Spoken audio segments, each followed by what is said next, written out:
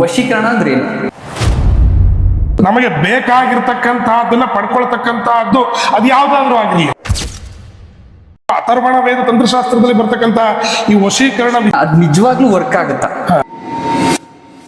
ಶತ್ರು ವಶೀಕರಣ, ಧನ ವಶೀಕರಣ, ಸ್ಥಳ ವಶೀಕರಣ, ಜನ ವಶೀಕರಣ, ಯಂತ್ರ ಮಂತ್ರ ತಂತ್ರ ಪ್ರಕರಣಗಳು ಅಂತ ಕರಿತೀವಿ. ಅಂತಂದ್ರೆ ಇಲ್ಲಿ ಎರಡು ರೀತಿಯಾದಂತಹ ವಿಚಾರಗಳನ್ನ ನಾವು ತಿಳ್ಕೊಬೇಕು. ಒಂದು ಪುರುಷ ವಶೀಕರಣ, ಇನ್ನೊಂದು ಸ್ತ್ರೀ ವಶೀಕರಣ. ನನಗೆ ಫಿಲ್ಟರ್ ಇಲ್ದಂಗೆ ಆನ್ಸರ್ ಬೇಕು. ಅದರಲ್ಲೂ ಪ್ರಮುಖವಾಗಿ ಏನು ಅಂದ್ರೆ ಸ್ತ್ರೀಯರು ಅಂತ ಅಂದ್ರೆ ಎಲ್ರಿಗೂ ಕೂಡ ಆ ರೀತಿಯಾಗಿ ಆಗುವಂತ ಸಹಜ. ಒಬ್ರು ನೋಡಿ ನಮ್ಮನ್ನು ಇಷ್ಟಪಡ್ತಾ ಇದಾರೆ ಅಂದ್ರೆ ತಪ್ಪೇ ಅಲ್ಲ. ನಾವು ಇಂಗ್ಲಿಷ್ ಅಲ್ಲಿ ಮ್ಯಾನಿಫೆಸ್ಟೇಷನ್ ಅಂತ ಕರಿತೀವಿ. ನಾವು ಯಾವ ವಶೀಕರಣವನ್ನು ಮಾಡ್ತಾ ಇದೀವಿ, ಯಾರಿಗೋಸ್ಕರ ಮಾಡ್ತಾ ಇದೀವಿ, ಯಾವ ರೀತಿಯಾಗಿ ಮಾಡ್ತಾ ಇದೀವಿ. ಕನ್ನಡದಲ್ಲಿ ವಶೀಕರಣ ಅಂದ್ರೆ ಎಲ್ರಿಗೂ ಬೇರೆ ರೀತಿಯಾಗಿ ಅನ್ಸುತ್ತೆ.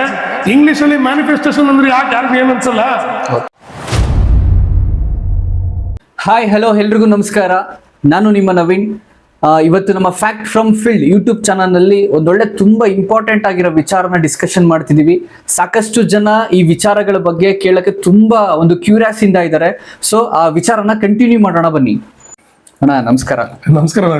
ನಮ್ಮ ಚಾನಲ್ಗೆ ನಿಮ್ನ ಒಂದ್ ಸೆಕೆಂಡ್ ವೆಲ್ಕಮ್ ಮಾಡ್ತೀನಿ. ಖಂಡಿತ ಅಣ್ಣ, ನಾನು ಇವತ್ತು ನಿಮ್ಮ ಹತ್ರ ಡೈರೆಕ್ಟ್ ಆಗಿ ಕೆಲವೊಂದು ವಿಚಾರಗಳನ್ನ ಕೇಳೋಣ ಅಂತ ಅನ್ಕೊಂಡಿದೀನಿ. ಖಂಡಿತ ಕೇಳಿ. ಬಟ್ ನನಗೆ ಮುಕ್ತವಾಗಿ ಆನ್ಸರ್ ಬೇಕು. ಖಂಡಿತ. ಯಾಕೆಂದ್ರೆ ಸಾಕಷ್ಟು ಜನ ವಿಡಿಯೋಸ್ ಗಳು ಮಾಡ್ತಿರ್ತಾರೆ, ಫಿಲ್ಟರ್ ಹಾಕಿ ಕೆಲವೊಂದು ವಿಚಾರನ ಎತ್ತಿಟ್ಟು ಯಾವ್ದನ್ನ ಮಾತಾಡಬೇಕು ಮಾತಾಡಬಾರ್ದು ಈ ತರದೆಲ್ಲ ಇರುತ್ತೆ, ಸ್ಕ್ರಿಪ್ಟೆಡ್ ಪ್ಲಾನ್ ತರ. ಬಟ್ ನನಗಿವತ್ತು ನಮ್ ಜನ ಹೆಂಗೆ ಡೈರೆಕ್ಟ್ ಆಗಿ ಕೆಲವೊಂದು ವಿಚಾರಗಳು ಕೇಳ್ತಾರೋ ಆ ತರ ವಿಚಾರನ ನಾನು ನಿಮ್ಮ ಹತ್ರ ಮಾತಾಡೋಣ. ಖಂಡಿತವಾಗ್ಲೂ ಕೇಳಿ. ನನಗೆ ಫಿಲ್ಟರ್ ಇಲ್ದಂಗೆ ಆನ್ಸರ್ ಬೇಕು. ಖಂಡಿತವಾಗ್ಲು ನೋಡಿ. ಆಕ್ಚುಲಿ ಇನ್ನೊಂದು ವಿಚಾರ ಏನಂತಂದ್ರೆ, ನಾವು ಜನಗಳಿಗೆ ಏನಾದ್ರು ತಿಳಿಸ್ಕೊಡಕ್ ಹೋಗ್ತಾ ಇದೀವಿ ಅಂತ ಅಂದಾಗ ಖಂಡಿತವಾಗ್ಲೂ ಅದ್ರ ಫಿಲ್ಟರ್ ಇರಬಾರ್ದು. ಯಾಕಂದ್ರೆ ಇಲ್ಲಿ ನಾವ್ ಏನು ಅಂತಂದ್ರೆ ಜನಗಳಿಗೆ ಸರಿಯಾದಂತ ಮಾಹಿತಿಯನ್ನ ಕೊಡ್ತಾ ಇದೀವಿ. ಯಾವ್ದ್ರ ಬಗ್ಗೆ? ಈ ಜ್ಯೋತಿಷ್ ಶಾಸ್ತ್ರ ಆಗಿರ್ಬೋದು, ಅಥವಾ ಅಥರ್ವಣ ವೇದ ತಂತ್ರಶಾಸ್ತ್ರದಲ್ಲಿ ಬರ್ತಕ್ಕಂತ ಈ ವಶೀಕರಣ ವಿಚಾರ ಆಗಿರ್ಬೋದು, ಯಾವ್ದಾದ್ರು ಆಗಿರ್ಬೋದು. ಇದಕ್ಕೆ ನೀವು ಯಾವುದೇ ಒಂದು ಪ್ರಶ್ನೆ ಕೇಳಿದ್ರು ಕೂಡ ಮುಕ್ತವಾದಂತಹ, ಜೊತೆಗೆ ಎಷ್ಟು ಸತ್ಯಾಸತ್ಯತೆಗಳು ಅಷ್ಟನ್ನು ಕೂಡ ತಿಳಿಸ್ಕೊಡ್ತಾ ಹೋಗ್ತೀನಿ. ಖಂಡಿತವಾಗ್ಲೂ ಕೇಳಿ. ಖಂಡಿತ. ನಾನೇನ್ ಎಕ್ಸ್ಪೆಕ್ಟ್ ಮಾಡ್ತಾ ಇದೀನಿ ನಿಮ್ಮಿಂದ ಅಂತಂದ್ರೆ, ಇವತ್ ನಾನು ಕೇಳೋ ಕ್ವಶನ್ಸ್ಗೆ ನೀವು ಕೊಡೋ ಆನ್ಸರ್ಗೆ ಅವ್ರಿಗೊಂದು ಕ್ಲಾರಿಫೈ ಹೆಂಗ್ ಸಿಗಬೇಕಂತಂದ್ರೆ, ಇನ್ನೊಬ್ರು ಯಾರಾದ್ರೂ ಮೀನ್ಸ್ ಬೇರೆಯವ್ರ ಹತ್ರ ಕೇಳಕ್ ಹೋದಾಗ ಇದೆಲ್ಲ ನನಗೆ ಗೊತ್ತು ಬಿಡ್ರಿ, ನಾನು ಪೂರ್ತಿ ಡೀಟೇಲ್ ತಿಳ್ಕೊಂಡಿದೀನಿ ಅನ್ನೋದು ನಮ್ ವೀಕ್ಷಕರಿಗೆ ತಲೆಗೆ ಬರ್ಬೇಕು. ಖಂಡಿತವಾಗ್ಲೂ. ಸೊ ಆ ಟೈಪ್ ನಲ್ಲಿ ನಿಮ್ ಹತ್ರ ಆನ್ಸರ್ ನ ಎಕ್ಸ್ಪೆಕ್ಟ್ ಮಾಡ್ತಾ ಇದ್ದೀನಿ. ಖಂಡಿತ ನವೀನ್ ಕೇಳಿ. ಖಂಡಿತವಾಗ್ಲೂ ನಿಮ್ಮ ಹತ್ರ ಏನು ಪ್ರಶ್ನೆಗಳಿದೆ ನೇರವಾಗಿ ಕೇಳಿ. ನಾನು ಕೂಡ ನೇರವಾದಂತ ಉತ್ತರವನ್ನು ಕೊಡ್ತೀನಿ. ಇದು ಯಾವ ರೀತಿಯಾಗಿದೆ ಅಂತಂದ್ರೆ, ನೀವು ಹೇಳ್ತಾ ಒಂದು ರಾಟ್ ಹಾಕಿದಂಗಿದೆ ಅಷ್ಟೇ. ಖಂಡಿತವಾಗ್ಲು ಏನಿದೆ ಅದಕ್ಕೆ ಯಾವುದೇ ರೀತಿಯಾದಂತಹ ಒಂದು ಉಪ್ಪು ಹುಳಿ ಖಾರ ಏನಿಲ್ಲ, ಡೈರೆಕ್ಟ್ ಶಾಟ್. ಖಂಡಿತವಾಗ್ಲೂ ನಿಮ್ಗೆ ಯಾವ ರೀತಿಯಂತಹ ಒಂದು ಪ್ರಶ್ನೆಗಳು ಬೇಕೋ, ನನಗೆ ತಿಳಿದಿರ್ತಕ್ಕಂತಹ ಮಟ್ಟಿಗೆ ನನ್ನ ಒಂದು ಜ್ಞಾನದಲ್ಲಿ ಏನಿದೆ, ನನ್ನ ಅನುಭವ ಏನಿದೆ, ಅದೆಲ್ಲವನ್ನ ಕೂಡ ನಿಮ್ಮ ಜೊತೆಗೆ ಸವಿಸ್ತಾರವಾದಂತಹ ಮಾಹಿತಿಯನ್ನು ಕೊಡ್ತಾ ಹೋಗ್ತೀನಿ. ನಿಮ್ಗೆ ಯಾವ್ದೆಲ್ಲ ರೀತಿಯಾದಂತಹ ಅನುಮಾನಗಳಿದೆ ಅಥವಾ ವಶೀಕರಣಕ್ಕೆ ಸಂಬಂಧಪಟ್ಟಂತೆ ಯಾವುದೇ ಒಂದು ವಿಚಾರ ಆದ್ರೂ ಕೂಡ ನೇರವಾಗಿ ಕೇಳಿ ನೇರವಾದಂತಹ ಉತ್ತರವನ್ನ ಕೊಡ್ತಾ ಹೋಗ್ತೀನಿ. ಖಂಡಿತ. ಇವತ್ತು ನಾನು ಅದೇ ಟಾಪಿಕ್ ಮೇಲೆ ಕೆಲವೊಂದು ಯೂನಿಕ್ ಆಗಿರೋ ಕ್ವಶನ್ಸ್ ನಾನು ರೆಡಿ ಮಾಡ್ಕೊಂಡು, ಖಂಡಿತ. ಸೊ ಆ ಕ್ವಶನ್ಸ್ ನಾನು ಕೇಳ್ತೀನಿ ಈಗ. ಓಕೆನಾ? ಮೊದಲನೇದಾಗಿ ಅಣ್ಣ, ವಶೀಕರಣ ಅಂದ್ರೆ ಏನು? ಓಕೆನಾ? ಅದ್ ನಿಜವಾಗ್ಲೂ ವರ್ಕ್ ಆಗುತ್ತಾ? ಇಂಪಾರ್ಟೆಂಟ್. ನಿಜವಾಗ್ಲೂ ಅದು ವರ್ಕ್ ಆಗುತ್ತಾ? ಅದ್ರ ಜೊತೆಗೆ ಈಗ ಟಿವಿ ಮತ್ತೆ ಫಿಲ್ಮ್ ನಲ್ಲಿ ಎಲ್ಲ ತೋರಿಸ್ತಾರಲ್ಲ, ಈಗ ಫೋಟೋ ತೋರಿಸ್ಬಿಟ್ರೆ ಅದು ವಶೀಕರಣ ಆಗ್ಬಿಡುತ್ತೆ ಅಂತ. ಇದೆಲ್ಲ ನಮಗ್ ಒಂದ್ ಟೈಮ್ ಇದೆಲ್ಲ ನಿಜನ ಗುರು ಅಂತ ಅನ್ಸ್ಬಿಡುತ್ತೆ ಹೊರಗಡೆ ಕುತ್ಕೊಂಡು ನೋಡ್ಬೇಕು. ಬಟ್ ಆದ್ರೆ ಇದ್ರ ರಿಯಲ್ ಫ್ಯಾಕ್ಟ್ ಏನು ಅನ್ನೋದು ನಮಗೆ ಕ್ಲಾರಿಫಿಕೇಶನ್ ಇಲ್ಲ. ಓಕೆನಾ? ಸೊ ನನಗೆ ಅದ್ರ ಬಗ್ಗೆ ಸ್ವಲ್ಪ ಡೀಟೇಲ್ ಮಾಹಿತಿ ಕೊಡಿ. ನೋಡಿ, ಈ ವಶೀಕರಣ ಅನ್ನುವಂಥದ್ದು ಯಾವ್ದ್ರಲ್ಲಿ ಬರುತ್ತೆ ಅಂತಂದ್ರೆ, ಯಂತ್ರ ಮಂತ್ರ ತಂತ್ರ ಪ್ರಕರಣಗಳು ಅಂತ ಕರಿತೀವಿ. ಅಂದ್ರೆ ಅಥರ್ವಣ ವೇದ ತಂತ್ರಶಾಸ್ತ್ರ ಅಂತ ಬರುತ್ತೆ. ನಾವು ಈ ಅಥರ್ವಣ ವೇದ ಯಾವ್ದ್ರಲ್ಲಿ ಬರುತ್ತೆ? ವೇದಗಳಲ್ಲಿ ಬರ್ತಕ್ಕಂತಹದ್ದು ಋಗ್ವೇದ, ಯಜುರ್ವೇದ, ಸಾಮವೇದ ಮತ್ತು ಅಥರ್ವಣ ವೇದ ಅಂತ ಕರಿತಕ್ಕಂತಹದ್ದು. ಪ್ರಮುಖವಾಗಿ ಅಥರ್ವಣ ವೇದ ಅಂತ ಬಂದಾಗ ಷಟ್ಕರ್ಮಗಳು ಬರ್ತಕ್ಕಂತಹದ್ದು. ಆ ಷಟ್ಕರ್ಮಗಳಲ್ಲಿ ಒಂದಾಗಿರ್ತಕ್ಕಂಥದ್ದು ಯಾವ್ದಪ್ಪ ಅಂದ್ರೆ ವಶೀಕರಣ. ಅದ್ರಲ್ಲಿ ಒಂದು ಪಾರ್ಟ್. ಹೌದು, ಅದರ ಒಂದು ಪಾರ್ಟ್ ಅಷ್ಟೇ ಅದು. ಈ ವಶೀಕರಣ ಅನ್ನುವಂತಹದ್ದು ತುಂಬಾ ಅತ್ಯದ್ಭುತವಾಗಿರ್ತ ಕೆಲಸ ಮಾಡ್ತಕ್ಕಂತಹದ್ದು. ನಾವು ಇಂಗ್ಲಿಷ್ ಅಲ್ಲಿ ಮ್ಯಾನಿಫೆಸ್ಟೇಷನ್ ಅಂತ ಕರಿತೀವಿ. ನಮಗೆ ಬೇಕಾಗಿರ್ತಕ್ಕಂತಹದ್ದನ್ನ ಪಡ್ಕೊಳ್ತಕ್ಕಂತಹದ್ದು ಅದು ಯಾವ್ದಾದ್ರು ಆಗಿರ್ಲಿ, ಅಟ್ರಾಕ್ಟ್ ಮಾಡುವಂತದ್ದು, ನಮ್ಮತ್ತ ಸೆಳೆಯುವಂತಹದ್ದಕ್ಕೆ ವಶೀಕರಣ ಅಂತ ಕರಿತೀವಿ. ಖಂಡಿತ. ಇದರಲ್ಲಿ ಜನಗಳಿಗೆ ಗೊತ್ತಿರ್ತಕ್ಕಂತಹದ್ದು ಏನಪ್ಪಾ ಅಂದ್ರೆ ಸ್ತ್ರೀ ವಶೀಕರಣ, ಪುರುಷ ವಶೀಕರಣ, ಶತ್ರು ವಶೀಕರಣ, ಧನ ವಶೀಕರಣ, ಸ್ಥಳ ವಶೀಕರಣ, ಜನ ವಶೀಕರಣ, ಈ ರೀತಿಯಾಗಿ ಅನೇಕ ರೀತಿಯಾದಂತ ವಶೀಕರಣಗಳನ್ನ ಇಟ್ಕೊಂಡ್ಬಿಟ್ಟಿದ್ದಾರೆ. ಇದೆಲ್ಲ ನಾವು ಆಡ್ ಅಲ್ಲಿ ನೋಡ್ತಿರ್ತೀವಿ. ಹೌದು, ಖಂಡಿತವಾಗ್ಲೂ ಎಲ್ಲಾ ರೀತಿಯಂತ ಒಂದು ಆಡ್ ಗಳಲ್ಲಿ ನೋಡ್ತಾ ಇರ್ತೀವಿ. ಅಥವಾ ನೀವು ಬಸ್ಸಲ್ಲಿ ಓಡಾಡ್ಬೇಕಾದ್ರೂ ಕೂಡ ಒಂದ್ ಕಡೆ ವಾಲ್ ಪೋಸ್ಟರ್ ಹಾಕಿರ್ತಾರೆ, ಏನಂತ 24 ಗಂಟೆಗಳಲ್ಲಿ ವಶೀಕರಣ ಅಂತ. ಖಂಡಿತ ನಾವು ಇದನ್ನೆಲ್ಲ ಕೂಡ ತುಂಬಾ ಚೆನ್ನಾಗಿ ಅಬ್ಸರ್ವ್ ಮಾಡ್ತಾ ಇರ್ತೀವಿ.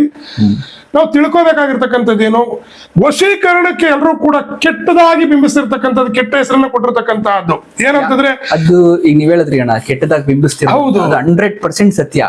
ಯಾಕೆ ಅಂದ್ರೆ ಈ ವಶೀಕರಣ ಅನ್ನೋ ವಿಚಾರ ತೆಗೆದ್ರೆ ಅಲ್ಲಿ ಸ್ಟಾರ್ಟಿಂಗ್ ಕೊಟ್ಬಿಡ್ತಾರೆ ಸ್ತ್ರೀ ವಶೀಕರಣ. ಹೌದು, ಸೊ ಅಲ್ಲೇ ಎಲ್ಲರಿಗೂ ಏನಾಗುತ್ತೆ ಗೊತ್ತಾ ನೋಡಿ, ನೆಗೆಟಿವ್ ಆಗಿ ಇಂಪ್ಯಾಕ್ಟ್ ಆಗ್ತದೆ. ಅಲ್ಲ, ನೆಗೆಟಿವ್ ಇಂಪ್ಯಾಕ್ಟ್ ಅನ್ನೋದಕ್ಕಿಂತ ಹೆಚ್ಚಾಗಿ ಸ್ತ್ರೀ ವಶೀಕರಣ ಅಂತ ಬಂದಾಗ ಕಿವಿಗಳು ಹಿಂಗ ಆಗ್ಬಿಡ್ತವೆ, ತಲೆ ಕೂದಲು ನೆಟ್ಟಗಾಗ್ಬಿಡುತ್ತೆ, ಕಣ್ಣು ದಪ್ಪದಾಗುತ್ತೆ. ಯಾಕೆ ಅಂತಂದ್ರೆ ಇಲ್ಲಿ 2 ರೀತಿಯಾದಂತಹ ವಿಚಾರಗಳನ್ನ ನಾವು ತಿಳ್ಕೋಬೇಕು. ಒಂದು ಪುರುಷ ವಶೀಕರಣ, ಇನ್ನೊಂದು ಸ್ತ್ರೀ ವಶೀಕರಣ. ಅದರಲ್ಲೂ ಪ್ರಮುಖವಾಗಿ ಏನು ಅಂದ್ರೆ, ಸ್ತ್ರೀಯರು ಅಂತ ಅಂದ್ರೆ ಎಲ್ರಿಗೂ ಕೂಡ ಆ ರೀತಿಯಾಗಿ ಆಗುವಂತ ಸಹಜ. ನಮಗ್ ಬೇಕಾದಂತಹ ಸ್ತ್ರೀಯರನ್ನ ನಾವು ವಶೀಕರಣ ಮಾಡ್ಕೋಬಹುದು ಅಂತ ನಾವು ಯಾಕೆ ಅದನ್ನ ಮಾಡ್ಕೋಬಾರ್ದು ಅಂತ ಒಂದು ವರ್ಗ ಇರ್ತಕ್ಕಂಥದ್ದು. ಇನ್ನೊಂದು ವರ್ಗ, ಇವರು ಇದೆಲ್ಲ ಮಾಡುವಂತದ್ರಿಂದ ನಮ್ಮನೆ ಮಕ್ಕಳು ಹಾಳಾಗಿ ಹೋಗ್ತಾರೆ, ಅಥವಾ ಸಮಾಜ ಯಾವ ರೀತಿಯಂತಹ ದಿಕ್ಕಿಗೆ ಹೋಗ್ತಾ ಇದೆ ಅನ್ನುವಂಥದ್ದನ್ನ ತಗೊಂಡ್ಕೊಂಡು ಹೋಗ್ತಾರೆ. ಆದ್ರೆ ನವೀನ್, ನಾನು ಒಂದ್ ಮಾತು ಹೇಳ್ತೀನಿ ತಿಳ್ಕೊಳ್ಳಿ, ವಶೀಕರಣ ಅನ್ನುವಂತಹದ್ದಕ್ಕೆ ಒಂದು ಟ್ಯಾಗ್ ಲೈನ್ ಕೊಟ್ಟಿದಾರಲ್ಲ, ಅದು ಚೇಂಜ್ ಆಗ್ಬೇಕು ನಮ್ಮಲ್ಲಿ. ಏನಪ್ಪಾ ಅಂತಂದ್ರೆ, ನಮಗೆ ಯಾವ್ದೆಲ್ಲ ಬೇಕೋ ಅದನ್ನ ನಾವು ವಶ ಮಾಡ್ಕೋತಾ ಇದೀವಿ ಅಷ್ಟೇ. ಅದು ಬಿಟ್ಟು ಕಂಡವ್ರ ವಸ್ತು ಮೇಲೆ ಕಣ್ಣು ಹಾಕಿ ವಶ ಮಾಡ್ಕೊಳ್ತಕ್ಕಂಥ ತಪ್ಪು. ಅದನ್ನ ನಾನು ನೇರ ಹೇಳ್ತೀನಿ. ಆದರೆ ಜೀವನದಲ್ಲಿ ಒಬ್ಬ ಮನುಷ್ಯ ಬದುಕಬೇಕು ಅಂತಂದ್ರೆ ಎಲ್ಲಾ ರೀತಿಯಂತಹ ವಿಚಾರಗಳಲ್ಲಿರ್ಬೇಕು. ಕೇವಲ ಸ್ತ್ರೀ ವಶೀಕರಣ, ಪುರುಷ ವಶೀಕರಣ ಅಲ್ಲ. ನಮಗೆ ಯಾವ್ದೆಲ್ಲಾ ರೀತಿಯಾಗಿ ಒಳ್ಳೆ ರೀತಿಯಾಗಿ ಅನುಕೂಲಗಳನ್ನ ಕೊಡುತ್ತೋ ಅದೆಲ್ಲವನ್ನ ನಮ್ಮ ಹತ್ರ ಸೆಳೆಯುವಂತದಕ್ಕೆ ವಶೀಕರಣ ಅಂತ ಕರಿತೀವಿ. ಕನ್ನಡದಲ್ಲಿ ವಶೀಕರಣ ಅಂದ್ರೆ ಎಲ್ರಿಗೂ ಬೇರೆ ರೀತಿಯಾಗಿ ಅನ್ಸುತ್ತೆ. ಇಂಗ್ಲಿಷ್ ಅಲ್ಲಿ ಮ್ಯಾನಿಫೆಸ್ಟೇಷನ್ ಅಂದ್ರೆ ಯಾರಿಗೂ ಏನ್ ಅನ್ಸಲ್ಲ. ಮನಿ ಮ್ಯಾನಿಫೆಸ್ಟೇಷನ್, ಅಟ್ರಾಕ್ಷನ್, ಇದೆಲ್ಲ ಬರುತ್ತಲ್ವಾ. ಕಾರ್ನ ಮ್ಯಾನಿಫೆಸ್ಟೇಷನ್, ಕಾರ್ನ ತಗೋಬೇಕು ಅಂತಿದ್ರೆ ಮ್ಯಾನಿಫೆಸ್ಟೇಷನ್ ಮಾಡಿದ್ರೆ ಕಾರ್ ಬರುತ್ತೆ ಅಂತ ಹೇಳ್ತಾರೆ. ದುಡ್ಡು ಬೇಕು ಅಂತಂದ್ರೆ ಮ್ಯಾನಿಫೆಸ್ಟೇಷನ್ ಮಾಡ್ಬೇಕು ಅಂತಂದ್ರೆ, ಅದ್ರ ಬದಲು ನಾವೇನ್ ಹೇಳ್ತೀವಿ ಅಚ್ಚ ಕನ್ನಡದಲ್ಲಿ, ದುಡ್ಡು ಬೇಕು ಅಂತಂದ್ರೆ ಧನವಶೀಕರಣ ಅಂತ ಹೇಳ್ತೀವಿ. ಇಷ್ಟ. ಇದಕ್ಕೆ ಯಾಕೆ ಅಷ್ಟೊಂದು ಬೇರೆ ರೀತಿಯಾಗಿ ತಗೊಂಡೋಗ್ತಾರೆ ಗೊತ್ತಿಲ್ಲ. ಇದ್ರ ಪ್ರಕಾರವಾಗಿ ಒಂದು ಹೇಳ್ತೀನಿ ನವೀನ್, ನೀವು ಕೇಳಿರ್ತಕ್ಕಂಥ ಪ್ರಶ್ನೆಗೆ, ವಶೀಕರಣ ನಿಜಾನ? ವಶೀಕರಣ ಅಂದ್ರೆ ಏನು? ವಶೀಕರಣ ಅಂದ್ರೆ ಬಹಳ ಸಿಂಪಲ್ ಆಗಿ ಹೇಳ್ತಾ ಇದೀನಿ, ನಮಗೆ ಬೇಕಾದಂತ, ನಾವು ಇಚ್ಛೆ ಪಟ್ಟಂತ ಯಾವುದೇ ಒಂದು ವಿಚಾರಗಳನ್ನ ನಮ್ಮತ್ತ ಸೆಳೆಯುವುದಕ್ಕೆ ವಶೀಕರಣ ಅಂತ ಕರಿತೀವಿ. ಇದೆಲ್ಲವೂ ಕೂಡ ಸತ್ಯವ ಅಂತ ಹೇಳಿದ್ರೆ 100ಕ್ಕೆ 100ರಷ್ಟು ಭಾಗ ವಶೀಕರಣ ಅಂತಕ್ಕಂಥ ಸತ್ಯ. ಆದರೆ ನಾವು ಯಾವ ವಶೀಕರಣವನ್ನ ಮಾಡ್ತಾ ಇದೀವಿ, ಯಾರಿಗೋಸ್ಕರ ಮಾಡ್ತಾ ಇದೀವಿ, ಯಾವ ರೀತಿಯಾಗಿ ಮಾಡ್ತಾ ಇದೀವಿ, ಇದು ಬಹಳ ಮುಖ್ಯವಾಗಿರ್ತಕ್ಕಂಥದ್ದು. ಸರಿ ದಾರಿಯಲ್ಲೂ ಕೂಡ ಮಾಡಬಹುದು, ತಪ್ಪು ದಾರಿಯಲ್ಲೂ ಕೂಡ ಮಾಡಬಹುದು. ಒಬ್ಬ ವ್ಯಕ್ತಿಯನ್ನ ಅಥವಾ ಈ ಸ್ತ್ರೀ ವಶೀಕರಣ ಅಂತಾನೆ ತಗೊಳ್ಳೋಣ, ನೇರವಾಗಿ ಕೆಲವೊಂದಿಷ್ಟು ಜನ ಹೇಳ್ತಕ್ಕಂಥದ್ದುಂಟು, ಪೈಸಾ ಬಾಬಿ ಬಂತಾಯ ಬೇಟಾ ಬಿ ಬಂತಾಯ ಅಂತ. ದುಡ್ಡಿದ್ರೆ ಏನ್ ಬೇಕಾದ್ರೆ ನಮ್ಮ ಹತ್ರ ಸೆಳೆಯಬಹುದು ಅಂತ ಹೇಳ್ತಾರೆ. ಅದು ಸತ್ಯ. ಆದರೆ ದುಡ್ಡಿಂದ ಎಲ್ಲವನ್ನ ಕೂಡ ಸೆಳೆಯಲಿಕ್ಕೆ ಸಾಧ್ಯ ಇಲ್ಲ. ವಶೀಕರಣ ಅಂದ್ರೆ ಮನಸ್ಥಿತಿ ಹಾಗೂ ಪರಿಸ್ಥಿತಿ ಹಾಗೂ ಅವರ ಬುದ್ಧಿ, ವಿವೇಚನೆ, ಜ್ಞಾನ ಎಲ್ಲವನ್ನ ನಮ್ಮತ್ತ ಒಬ್ರು ನೋಡಿ ನಮ್ಮನ್ನ ಇಷ್ಟಪಡ್ತಾ ಇದಾರೆ ಅಂದ್ರೆ ಅದು ಕೂಡ ವಶೀಕರಣ. ತಂದೆ ಮಗನನ್ನ ನೋಡಿ ಇಷ್ಟಪಡ್ತಾ ಇದಾರೆ ಅಂದ್ರೆ ಅದು ಅವರವರಿಗೆ ಅಟ್ರಾಕ್ಷನ್ ಆಗಿರುತ್ತೆ, ಬಾಂಡೇಜ್ ಬೆಳೆದಿರುತ್ತೆ, ಅದು ವಶೀಕರಣ ಅಂತ ಕರಿತೀವಿ. ತಪ್ಪೇ ಅಲ್ಲ. ತಾಯಿಗೆ ಮಗನನ್ನ ಕಂಡ್ರೆ ಪ್ರೀತಿ, ಮಗನಿಗೆ ತಾಯಿಯನ್ನ ಕಂಡ್ರೆ ಪ್ರೀತಿ, ಆ ಬಾಂಡೇಜ್ ಅನ್ನ ವಶೀಕರಣ ಅಂತ ಕರಿಬಹುದು ನಾವು. ತಪ್ಪೇ ಅಲ್ಲ. ಆದ್ರೆ ಇವತ್ತಿನ ದಿವಸ ಏನು ಅಂತಾರೆ, ನಮ್ಮ ಸಮಾಜ ಯಾವ ಮಾರ್ಗದಲ್ಲಿ ಹೋಗ್ತಾ ಇದೆ ಅದರ ಮೇಲೆ ಎಲ್ಲವನ್ನು ಕೂಡ ನಿರ್ಧಾರ ಮಾಡ್ತಕ್ಕಂಥ ವಿಚಾರಗಳನ್ನ ನಾವು ನೋಡ್ಬೋದು. ಇನ್ನೊಂದು ಪ್ರಶ್ನೆಯನ್ನ ಕೇಳಿದ್ರಿ, ಈ ಟಿವಿ ಸೀರಿಯಲ್ಗಳಲ್ಲಿ ಅಥವಾ ಬೇರೆ ಬೇರೆಯವರು ಹೇಳ್ತಾ ಇರ್ತಾರೆ, ಫೋಟೋ ತೆಗೆದುಕೊಂಡು ಬಂದು ವಶೀಕರಣ ಮಾಡ್ಕೊಡಿ ಅಂತ ಹೇಳಿದ್ರೆ ಇದು ಕೆಲಸ ಮಾಡುತ್ತಾ ಅಂತ ಹೇಳಿ. ಹೌದು, ಫೋಟೋ ಅನ್ನುವಂತಹದ್ದು ಒಂದು ಐಡೆಂಟಿಫಿಕೇಶನ್ಗೋಸ್ಕರ ಅಷ್ಟೇ. ನಿಮಗೆ ಗೊತ್ತು ನೀವು ಯಾರನ್ನ ವಶೀಕರಣ ಮಾಡ್ಕೋಬೇಕು ಅಂತಿದ್ದೀರಾ ಅಂತ, ಆದ್ರೆ ಅವ್ರ ಮುಖ ನಾವು ನೋಡಿಲ್ಲ, ಅವರು ನಮಗ್ ಪರಿಚಯನೇ ಇಲ್ಲ. ಆವಾಗ ಏನಾಗುತ್ತೆ, ಅವರ ಮುಖ ಭಾವ ಲಕ್ಷಣಗಳನ್ನ ನೋಡ್ಲಿಕ್ಕೆ, ಅವರು ಈ ರೀತಿಯಾಗಿದಾರ ಅಂತ ತಿಳ್ಕೊಳ್ಳಿಕ್ಕೆ ಒಂದು ಐಡೆಂಟಿಫಿಕೇಶನ್ಗೋಸ್ಕರ ನಾವೇನ್ ಮಾಡ್ತೀವಿ ಅಂತಂದ್ರೆ ಫೋಟೋವನ್ನ ಕೇಳ್ತಕ್ಕಂಥ ನಿಜ. ಆದ್ರೆ ಫೋಟೋ ನೋಡಿನೇ ವಶೀಕರಣ ಮಾಡ್ತೀರಾ ಅಂತಂದ್ರೆ ಖಂಡಿತವಾಗ್ಲೂ ಅದು ಸುಳ್ಳು.